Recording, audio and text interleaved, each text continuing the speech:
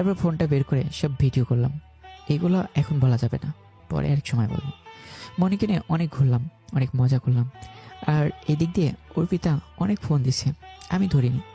আসলে মনির মনটা অনেক ভালো, ওকে নিয়ে ঘুরে আজ আমার মনটা ভালো লাগছে। তারপর ওকে বাসাতে নিয়ে আমি বাসাতে চলে আসলাম। গিয়ে দেখি অর্পিতা বাসাতে বসা। কই ছিলা সারাদিন? আপনাকে কৈফিয়ত দিতে আমি বাধ্য নেই। ওই, তুই কি বলতে চাচ্ছিস? আর ফোন ধরস নাই কেন? ব্যস্ত ছিলাম। কিসের ব্যস্ত যে ফোন ধরার টাইম নেই? মনিকে নিয়ে ঘুরতে গিয়েছিলাম। কি? হ্যাঁ, আপনি সরেন, আমি ক্লান্ত, ফ্রেশ হতে যাব। ওই তুই দাঁড়া। কে শোনে কার কথা? আমি সোজা রুমে এসে ফ্রেশ হয়ে ঘুমিয়ে পড়লাম। রাতে অনেক ডাকছে খেতে, কিন্তু আমি খাইনি। ঘুম থেকে উঠে আমি তো পড়ে অবাক। এ কি, আমি খাটে শুয়েছি, অর্পিতা রুমে নেই। তাহলে কি অর্পিতা আমার সাথে থাকিছে নাকি নিচে, কি জানে। যেখানে খুশি সে থাকুক, তাতে আমার কি। ফ্রেশ হয়ে গিয়ে নাস্তা করে আমি বাইরে দাঁড়িয়ে আছি। অমনিও বাইরে হয়ে আসলাম। আমি বাইকে গিয়ে বসলাম। তুই কালকে আমার কথার উত্তর দিলি না কেন? এই, আপনি চুপ করে থাকবেন? বেশি কথা বললে আপনাকে রেখে চলে যাবো বলে দিলাম। অর্পিতার কোনো কথা বললো না। ওকে দিয়ে এসে আমি গিয়ে কাজ করতে লাগলাম। বিকেল অর্পিতা ফোন দিয়েছে। হ্যালো। ওই কই তুই? অফিসে। তাড়াতাড়ি আয়, কেন? এক জায়গাতে যাব।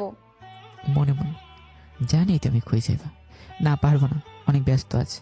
আমি কিছু জানতে চাই না, তুই আসবি ব্যাস। পারবো না, রাকিবকে বলো এসে নিয়ে যেতে। আমিও বাসাতে যাব না। এই বলে ফোন কেটে দিল। তোর ভাল, এ মেয়ে কি শুরু করেছে। তারপর যেতে বাহির হবো, অমনি মনে আছে। কই যাও? এই তো এক জায়গাতে।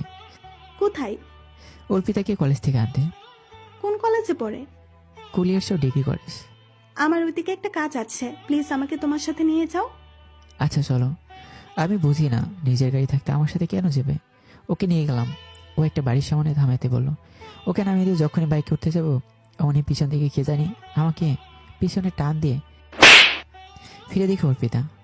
এই, তোর ব্যস্ত অনেক কাজ অফিসে, লজ্জা করে না লুচ্চা লাফাঙ্গার? বাসাতে বউ রেখে অন্য মেয়ের সাথে, ছি ছি। আমিও।